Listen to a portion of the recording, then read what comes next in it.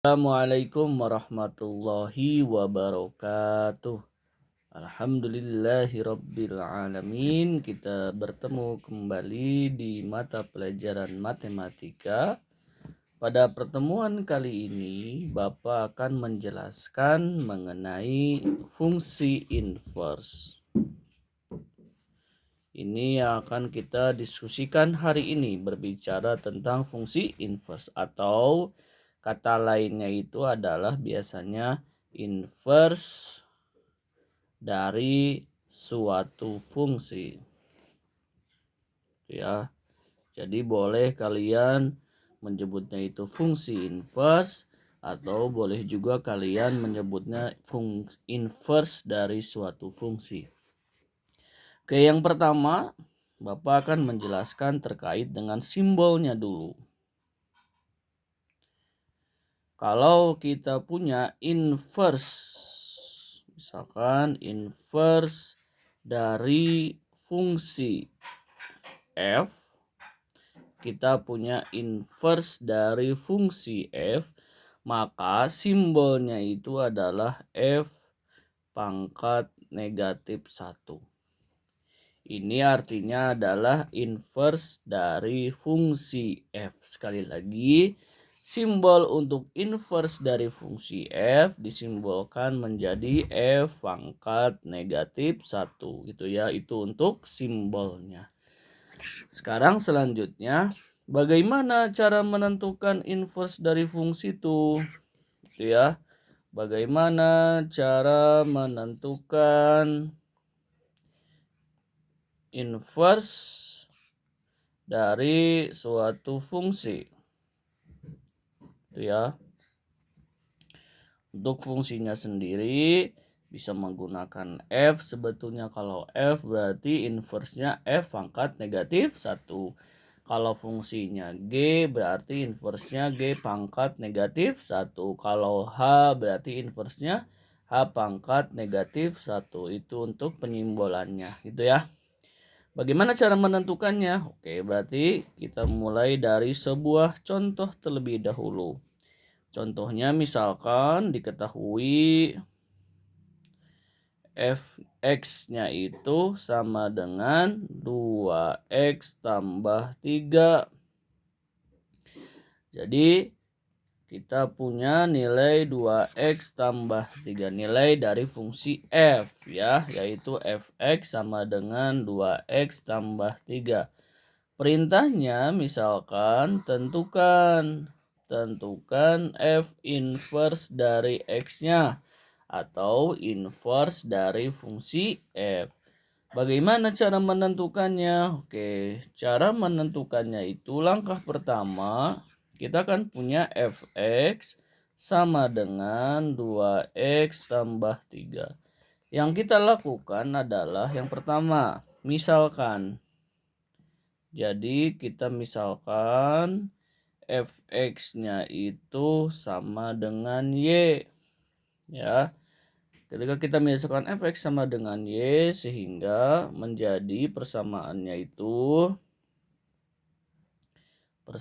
berubah menjadi y sama dengan 2x tambah 3. Karena tadi fx-nya itu sama dengan y. Langkah selanjutnya, ketika kita sudah punya y sama dengan 3, langkah selanjutnya adalah cari nilai x-nya. Jadi cari nilai x yang ini nih, kita cari. Bagaimana cara mencarinya? Oke, berarti ini kita bisa menggunakan operasi aljabar yang biasa. Itu ya. Yang harus kita cari adalah nilai x, berarti yang harus pertama kali kita cancel atau kita hilangkan yaitu plus 3. Ya kan? Makanya ke sini berubah menjadi y min 3 sama dengan 2x, gitu ya. Atau yang kalian sering kenal itu, karena di sini positif 3 di ruas kanan, maka ketika ke ruas kiri berubah menjadi negatif. Itu yang kalian pahami mungkin dari SMP. Setelah ini, karena yang ingin kita cari adalah nilai x, kan ini perkaliannya di sini ya. Berarti di sini berubah menjadi y min 3 per 2 sama dengan X. Setelah ditemukan nilai X, sebetulnya bahasa sederhananya X itu bisa kita rubah menjadi F inverse Y, gitu ya, sama dengan Y min 3/2, gitu ya. Pak, kok bisa sih X itu berubah menjadi F inverse Y? Kan gitu pertanyaannya. Sebetulnya untuk fungsi itu sendiri, kalian pasti sudah belajar tentang yang namanya diagram panah. Kalau kita punya diagram panah, misalkan ini nama fungsinya fungsi F, di mana fungsi F itu misalkan memetakan X ke Y, gitu ya. Memetakan X ke Y. Itu ya.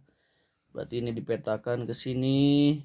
Nah, yaitu kan sebetulnya kata lainnya itu adalah fx, bayangan dari x oleh fungsi f, yaitu jadi akan sama dengan fx. Nah, yang namanya inverse itu sebetulnya adalah kebalikan.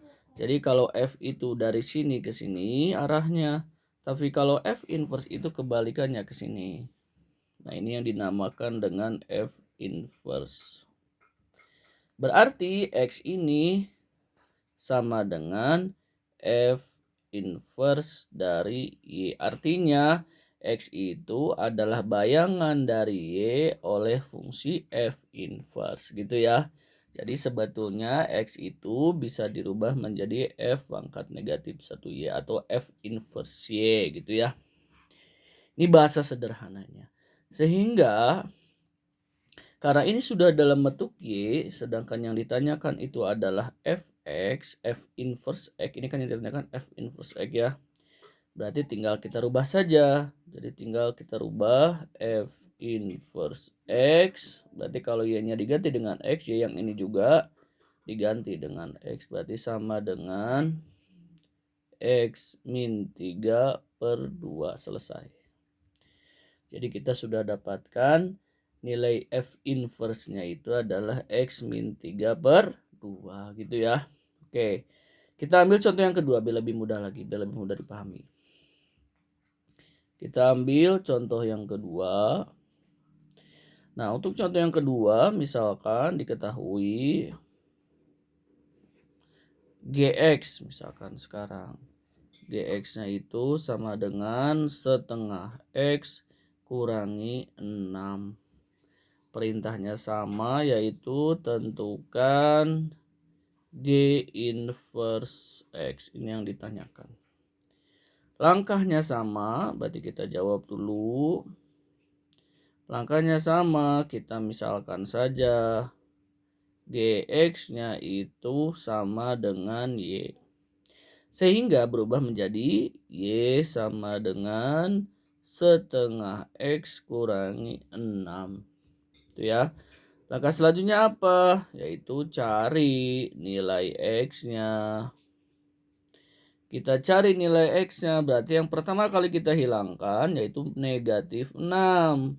Berarti ke sini berubah menjadi Y plus 6 sama dengan setengah X. Gitu ya. Karena ini bagi 2, berarti ke sini jadi kali 2. Berarti jadi 2 dikali Y plus 6 sama dengan X. Kalau 1/3 berarti nanti di sini aja kali 3. Kalau di sini 1/3. Kalau di sini 1/4 berarti di sini juga kali dengan 4, gitu ya. Ini konsep ketika SMP. Jadi silahkan jangan sampai lupa. Setelah ini kita sudah distribusikan saja. Berarti menjadi 2Y plus 6. Salah. 2Y plus 2 kali 6 berarti 12. Ya, 12 sama dengan X. Oke. Kita sudah punya X. X ini tadi sama dengan apa? F inverse Y. Berarti sama dengan 2Y plus 12. Oh, karena bukan F ya, G tadi ya. Berarti ini ganti, berarti jadi G ya. Sorry, kita ganti dengan G. Berarti G inverse Y sama dengan 2Y plus 12.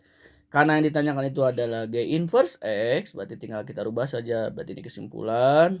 G inverse X-nya itu karena Y-nya diganti dengan X, berarti Y di sini juga ganti dengan X, berarti jadi 2X tambah 12. Itu ya. Ini adalah cara untuk menentukan inverse dari suatu fungsi gitu ya.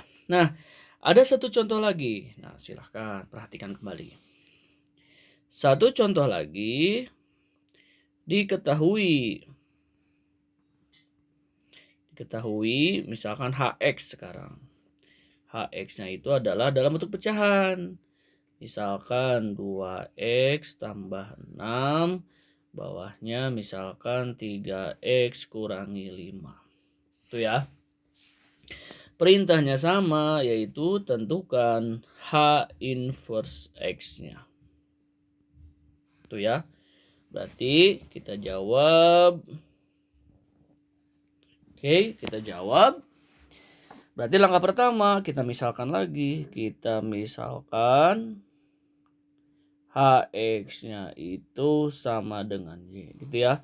Setelah kita misalkan HX sama dengan Y, berarti langkah selanjutnya adalah, berarti kan berubah menjadi Y sama dengan, di sini 2X tambah 6 per 3X kurangi 5 gitu ya.